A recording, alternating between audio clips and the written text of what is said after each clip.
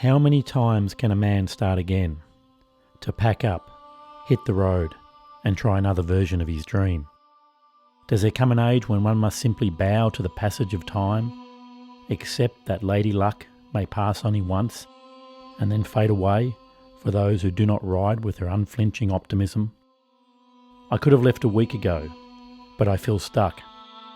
The first step is usually the hardest and the most rewarding, but this time I feel nothing but dread. I know once I start that engine, there'll be no turning back. I know I will stubbornly persevere regardless, facing that remote wasteland, to be alone with myself.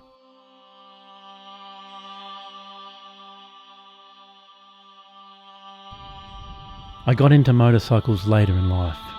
There is a particular delight in cruising along a country road, the sun on your back, the smell of the fields engulfing your senses.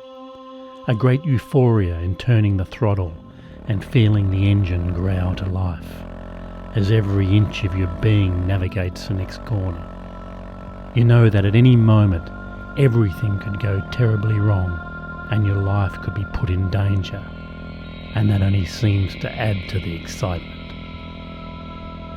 So I decide I will head west, see the parts of my country I have not yet encountered. A bike, a tent, a monkey and a camera. A Suzuki DR650 that I like to call the Doctor. I once made enough money on YouTube to have travelled for near 2 years. Luck gave me a chance to get in early. I saw the potential of a global audience. But that is all past now. A whole new generation have taken the mantle. Maybe this trip will help me work out what I do next as I approach middle age.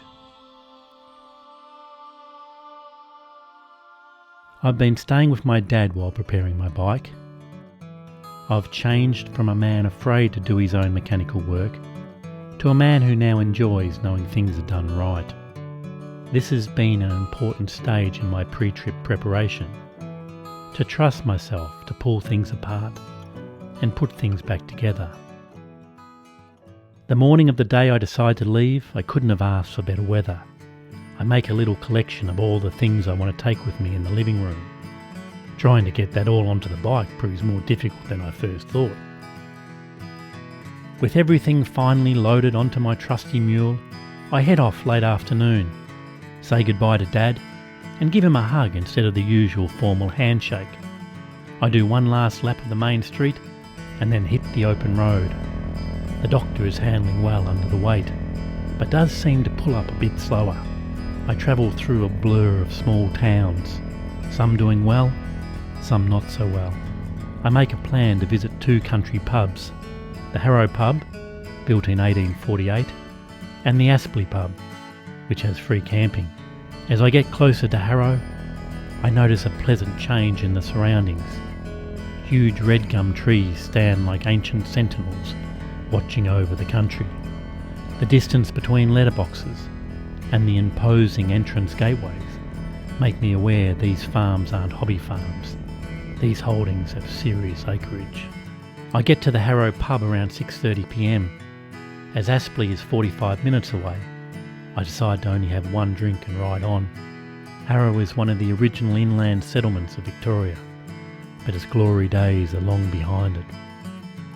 I take it slow, 80 to 90, assessing the landscape. Not much roadkill, still fairly warm, but still a risk. I pan the landscape for any sign of active wildlife. I see a wallaby or 2, and then have some luck. A woman in a small 4-wheel drive passes me, and I decide to tailgate her into Edenhope. 110, 120, she's going a fair click, but I keep close to her tail. If a roo jumps out, her car will be my barrier. I make it to Aspley and head straight to the bar to order a meal before closing. Local Doola Downs lamb shoulder with a sweet pumpkin puree, Brussels sprouts, pine nuts and feta. It is delicious, quite impressive for a rural pub. The Border Inn only recently opened in 2014 after laying unoccupied for 3 years. 12 local farming families joined together to run the pub, concerned that losing it would be a death knell for the local community. Later that night, the pub is pretty quiet with only 2 patrons, and only one being local.